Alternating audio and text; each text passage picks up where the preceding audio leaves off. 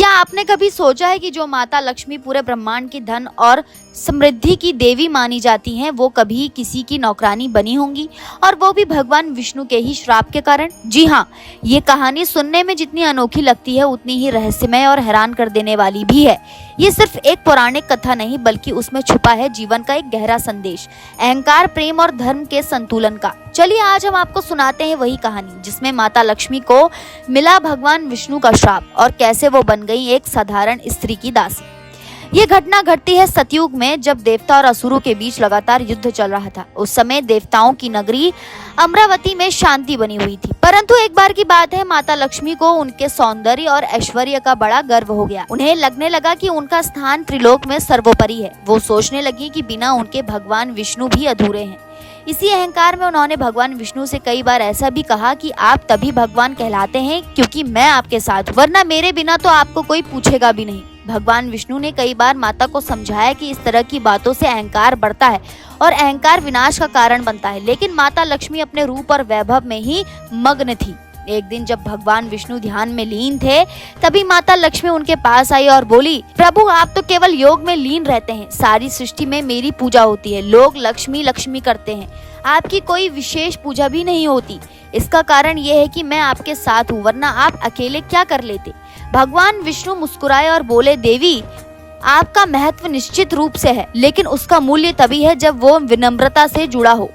अगर अहंकार आ जाए तो सबसे बड़ा वैभव भी मिट्टी बन जाता है। माता लक्ष्मी ने इस बात पर भी हंसते हुए कहा, आप तो हमेशा ज्ञान की बातें करते हैं, इसलिए एक दिन मुझे अपने बिना संसार में छोड़ दीजिए, फिर देखिए त्रिलोक कैसे परेशान हो जाता है। भगवान विष्णु को तब समझ में आ गया कि माता को अपने ही अनुभव से सबक सीखना होगा।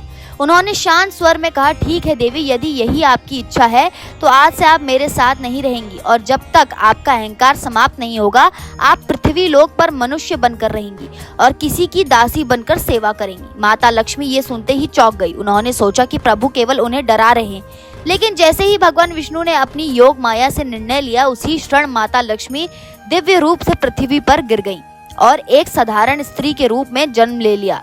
उनका सौंदर्य तो अद्वितीय रहा, लेकिन अब उनके पास ना वैभव था, ना धन, ना पहचान। कुछ समय बाद उन्हें एक धनी स्त्री ने अपनी सेवा के लिए अपने घर बुला ली। माता लक्ष्मी अब उसी के घर झाड़ू पोछा, बर्तन मांजने और चूल्हा चौका करने लगी। उन्हें दिन भर मेहनत करनी पड़ती थी और बदले में मिलते थे सिर्फ कुछ बासी रोटियां। वो जो स्वर्गलोक में अपार वैभव की स्वामिनी थी, आज उन्हें पानी भी मांगकर पीना पड़ता था। यह अनुभव उनके लिए असहनीय था, लेकिन यही उनके अहंकार का परिणाम था। धीरे धीरे उनका मन टूटने लगा। उन्हें याद आया कि कैसे उन्होंने प्रभु को ताना मारा था, कैसे उन्हें छोटा समझा था। अब हर रोज जब वो थक कर बैठती तो उनकी आंखों से आंसू बहने लगते। उन्हें समझ आने लगा कि सच्चा ऐश्वर्य केवल धन में नहीं, बल्कि प्रेम, सेवा और विनम्रता में है। उधर स्वर्गलोक में हालत बिगड़ने लगी थी। जब माता लक्ष्मी वहाँ नहीं थी तो त्रिलोक की समृद्धि लुप्त हो गई। खेत सूखने लगे, व्यापार ठप हो गया, घरों में दरिद्रता छा गई। देवता भी चिंतित हो गए। इंद्रदेव, ब्रह्मा जी और अन्य देवता भगवान विष्णु के पास पहुंचे और बोले, प्रभु त्रिलोक में लक्ष्मी जी के बिना कुछ भी नहीं चल पा रहा है, कृपया उन्हें वापस बुलाएं। भगवान विष्णु ने मुस्कुराकर कहा, वो तभी वापस आएंगी जब उनका अहंकार पूरी तरह समाप्त हो जाएगा और वो अपने अनुभव से सीख लेंगी कि विनम्रता ही सबसे बड़ा आभूषण है। इधर पृथ्वी लोक में एक दिन माता लक्ष्मी बहुत बीमार पड़ गई। जिस घर में वो काम करती थी, वहाँ की स्त्री ने उन्हें धुतकार दिया और कहा, तू तो निकम्मी हो गई है, काम भी ठीक से नहीं होता तुझसे, निकल जा मेरे घर से। वो रात लक्ष्मी जी ने एक मंदिर के बाहर बिताई। ठंडी जमीन, भूखा पेट और टूटा हुआ आत्मसम्मान। उस दिन उन्होंने रोते हुए प्रभु को याद किया और बोली, प्रभु मैं समझ गई, मेरे अहंकार ने मुझे कितना नीचे गिरा दिया। आपने सही किया जो मुझे श्राप दिया। अब मुझे क्षमा कीजिए और वापस अपने चरणों में स्थान दीजिए। भगवान विष्णु तुरंत प्रकट हुए।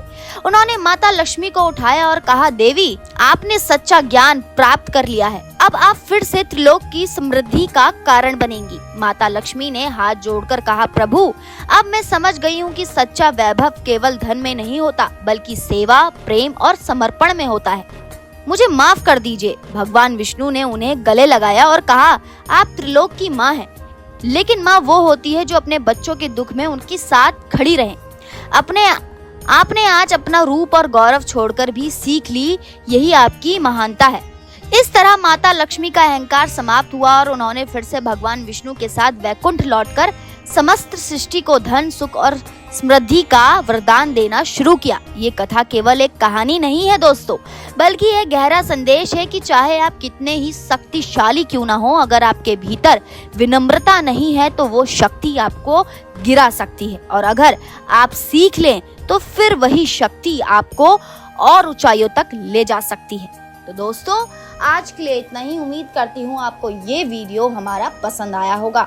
अगर आपको ये वीडियो हमारा पसंद आया तो प्लीज़ इसे लाइक कीजिए और हमारे चैनल को सब्सक्राइब करना ना भूलें।